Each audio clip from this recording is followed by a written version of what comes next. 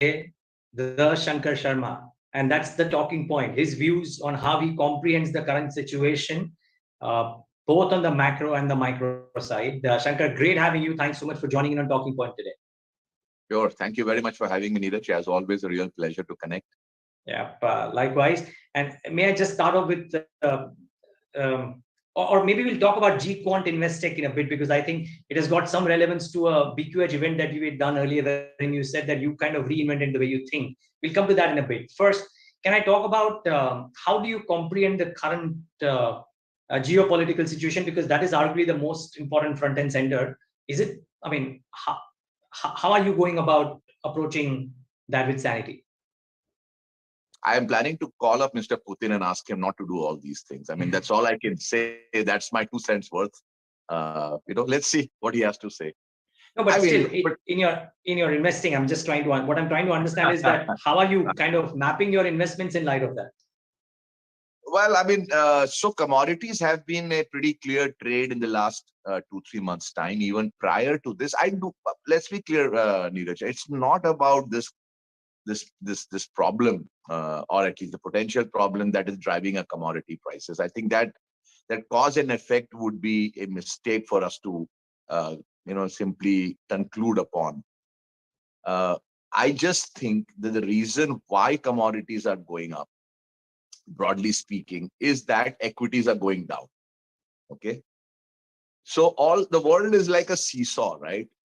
And it's like, and that's the giant wheel theory that that I have, that it's like a big giant wheel, and with their cars at the top and cars at the bottom, and a car at the top starts to move down.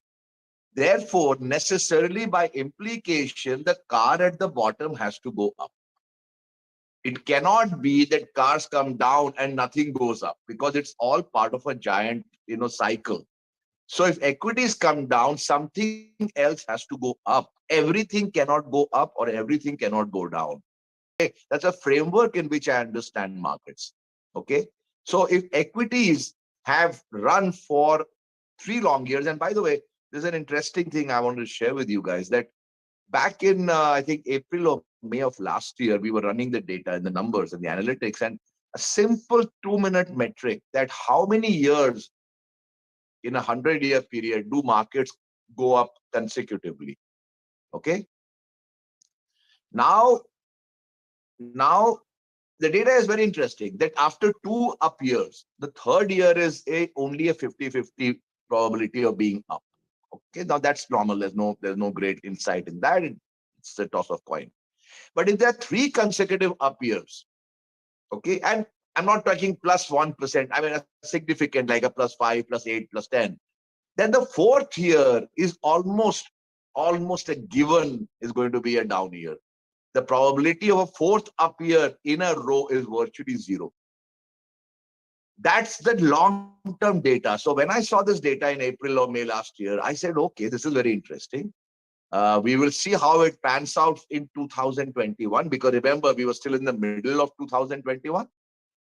By December 2021, the trade was very clear to me that 22 is going to be a bloody problematic year.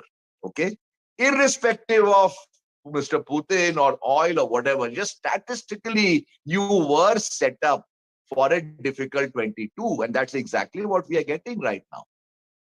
And one more thing before I let you ask your questions. This is a bull market globally. Okay, so globally, by the way, 2019, 2021, very, very solid back-to-back gains. 4th year, high probability, a down year. And we are seeing the data even in the 1st month and the 2nd month of the year appears to be a very ugly year, right? Never mind the reasons, okay? Just the statistic is there. Reasons will follow, all right? Now the interesting thing here is this. People talk oil prices bringing down markets as one of the factors, right? Inflation and stuff like that, right? The reality is that this bull was a tiring bull. All it needed was a simple saber between the shoulders to bring it down. If the same news of $100 oil or $90 oil would have happened in 19 or 20, nothing would have happened to this bull. Everything is contextual. The same piece of news or the same macro factor, however bad, when the bull is young, will be shrugged off. The bull can take many, many sabers before it comes down. So go back to 2003 or 4. Oil prices were rallying, commodities were rallying, copper was rallying. The markets rallied 4 years in a row. All that in that period, oil went from 10 to I think well over 150 by 2008. So it depends on when this happens. This is an aging bull market globally.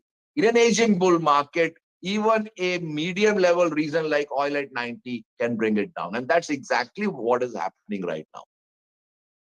Okay. Am I understanding this correctly? That even if the Russia issue were to blow over without any major damage, there could be other reasons that will crop up from time to time to damage this equity run in 2022. Because the bull is not a down and out bull, but it is I mean, Neeraj, I say this to everybody who asks me. I said, we can't run 2 kilometers at this speed without pausing for breath, right? How on earth do we expect our little bull to keep running permanently, without taking a break? The bull deserves a break. The bull is going to get its break. The reasons will follow. There could be other reasons, inflation could be even higher than what we expect it to be. The rate hike cycle can be even uglier. Reasons will be there for this bull to take a breather, 100%. Okay. So if that is the thesis, what is Shankar Sharma doing in such a scenario? Staying on the sidelines, selectively betting on the other end and not equities? So yes, I mean, a bit of everything, but the reality is that you can't sit out any market. I mean, that's not the way. It's all hypothetical. Reality is that I'm losing money like anybody else. I'm also making a bit of money, but at the margin, my PNL obviously will look uglier, worse than what it was same time last year. So that as long time investors, I mean, you don't get fussed about it. You say it's okay. I mean, this is the way life is in investing. So the strategy really, if you come back to the brass tacks of the strategy, Neeraj, my strategy is very simple on personal investing. Okay, so I'm just making a distinction here. So professional investing, third party money is all different. That because those follow different rules and parameters because you're handling other people's money. But when it comes to your money, my personal money, the rules are a little different. The rules are that I do not even know the price of Hindustan Lever. Last I checked, the price of HDFC Bank was I think 15 days back. I'll tell you why. The Nifty or the Sensex are dominated by 40% banks and financials. My view in my interactions with you have been very clear that this trade is long in the tooth. Okay, last 2.5 years, I've been consistently of the view that is not the place you want to be. Right. Fortunately, it has panned out okay. We will not get everything right, but at least this part was right. The banks and financial Nifty, the bank Nifty itself has gone nowhere, right? I mean, it's like flatlined. Some banks are significantly down, like RBL. So 40% is not going to go up anywhere. Then you have Reliance, which had a big move after the Google Facebook investment, 1,300, 2,400. That I think happened in the second quarter of 2020. And hey, after that, again, flatlining, right? So that takes you to the 50s, I think, or whatever, 55 or something. And then you add the FMCG, then you have the autos, which you probably will add up to another 10 odd percent. You're talking 65% of the market of the Nifty. I do not see these stocks giving you a 15-20% compounding for the foreseeable future. I just simply do not see 3/4, or at least 2/3 of the Nifty being anywhere close to the shape it needs to be in, or legs to carry it through to a 15-20% compounding. And if in equities you're not going to get that, there's no point coming into equities. It is just not worth it, right? So what's left is the IT pack primarily, which I've liked it for a long time. I think so the heavy lifting now has to be done by the IT pack to get anywhere close to respectable returns on the Nifty. Okay. Now, can they deliver 50%? I doubt it. It's impossible. If they deliver 20, the Nifty itself, if you look at 30% and the rest of them are flatline, you're looking at a 4-5% Nifty return. So where will you make money? The question is the Nifty flatlines. By the way, the Nifty is now flat, I think, from August. I don't think it's gone anywhere. Now it's what, 7 months, 8 months now, right? The action still lies in the small cap space. I mean, I've been a believer in that space last 2.5 years. I haven't had, any reason to revisit my view. Let's be clear. Will they hurt? Yes. Are they hurting? Yes. Are there good companies? Yes. Are there dodgy companies? Maybe 95%. But, it's literally a needle in a haystack. It's going to be a very tough year for an average investor to make significant money. I just don't want to sugarcoat it. Life was very easy a couple of years back or last year. This year, it will require much more intricate investigative work for us to make money. Money will be made, okay? But it'll take a lot more effort because you don't have the backing of a broad bull market. Because then everything runs up, right? This year is going to be narrower, more selective. I think that's the strategy that I have. Let's see how it pans out. So Shankar Sharma, the personal investor, as your tweets have shown to me a number of times, or a couple of times at least that I remember, doesn't want to bat for small caps, which will give him 25% returns. He wants to make those 4x, 5x. So Shankar Sharma is, in his personal investing in 2022, still going for the high risk, high return game at the broader end of the spectrum. So small cap, by very definition, Nikunj, is high risk. I mean, take it as a given. Okay, so you will buy a stock and, the promoter will be, turn out to be very different and all that. And I have a couple of friends, who sometimes we invest together and, they tell me, yes, I said, look, I mean, guys, this is the way this game works. You will make 15 bets, 2 or 3 tops are going to be out of the park. The rest are going to be very average to disastrous. Okay, be clear about it before you even enter the stadium. That's the nature of the beast. So I want to make the 4x or the 5x or the 10x. Am I going to be able to make that in something which is pure as driven snow? Or a TCS or an Infosys or a Lever or no way, not a chance. Because if it was that good, the pricing would be reflective of that.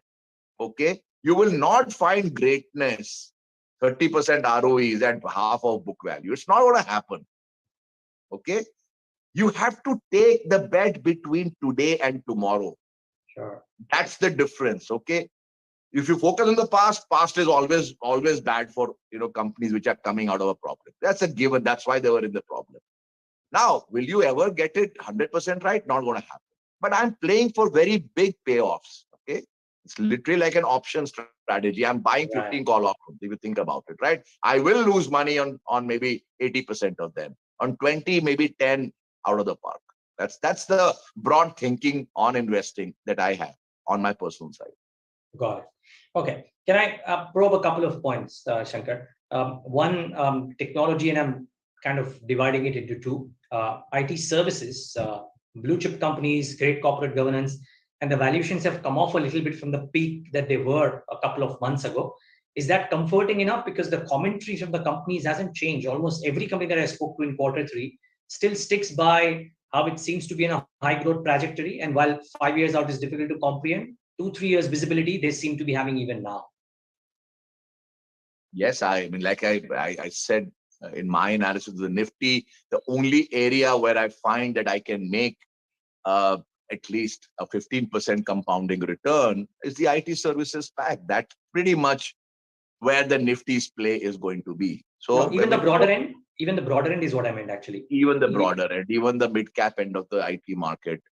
I think it's just a more broad-based movement. Earlier, it was restricted to the top 4 or 5 companies, but now the governance, the standards has percolated lower to the, second, third tier companies. They're all, really making out like bandits. So, yeah, I mean, I really think that the big momentum, everybody's commentary is good. By the way, this business is also reasonably visible. Precisely. It's not like an auto business's bullishness, or not like a cement guy's bullishness, or not like a petrochem guy's bullishness, because there the cycles can be very, very quick to change. IT services, the good thing is when they say we are good for 2 or 3 years, I tend to believe that more than a steel company is good for 2 to 3 years, right? It's an easier business to look ahead, right? You know the broad direction, the trajectory. So therefore, and the management quality, by like I said, is far better than other sectors. I mean, I have no disagreement with that play itself. Okay. What about the consumer tech, fintech? All of those are now down, whatever, 40, 50, 60% from their peaks. You're smiling, Shankar. Tell us a bit about this now. The only reason why I'm smiling is that I don't have any stock in these. I never had. So, I mean, my view is that, let me divide my view in two parts. I think it's been a great time for that ecosystem to find a home in the Indian stock markets. Okay, I just think India needed more new age companies rather than exporting them to the Nasdaq, right? So I am very, very pleased that at least the Indian investors open their arms to such companies. What I'm not pleased about is how idiotic Indian investors were in buying these companies at those valuations. That was the real problem. It's not intrinsically that their listing was wrong, and many people I hear on Twitter and all that the regulators should step in and say, why did you price it? I mean, I don't think once you let a market be free, let it be free. Okay, you have made norms that 60% should go to QIBs. Hopefully QIBs are more knowledgeable. I mean, let's not then put a sheen of communism on top of capitalism, right? I mean, I don't buy that. Let it be free. People will lose money. People will learn. That's the way you are going to learn, right? How else are you going to learn? So I think people who are foolish to invest in these companies, I think even now, I don't see any value in them. And a reason why I say this is, Neeraj, there is nothing unique about them. I don't see anything unique about selling lipstick or, having a, car or whatever, showroom or network, used car network and something like that, or, food delivery. I mean, anybody can replicate that at a far lower, capital raise than these guys have. In fact, I think the converse is true, that they have created an ecosystem and now other people can walk in and do it at a far lower cost. Because when you are a pioneer, your costs of just creating that market and the mind share for people is a lot more than the second or the third guy, right? So in a way, it's like Narayan Murthy's pioneering effort or FC Kohli's pioneering effort, which led to the birth of IT services. But the amount of hard work they had to put into win business in the 70s and the 80s, the next gen IT companies already walked into US and they said, yeah, Indian IT company, come on, and we'll talk. So, it's just the effort taken by a Zomato or a Nykaa to create these ecosystems has taken a lot of cost. The next guys will walk in at far lower cost and replicate the same thing. I mean, that's the real problem. Okay, so you are clearly you've told me you're not enthused. Then you're not enthused even at these. I mean, I don't know whether you call them valuations, but these levels. Let me put it that way, because some of these might have very dodgy valuations. Even at these levels, you're not comfortable at all.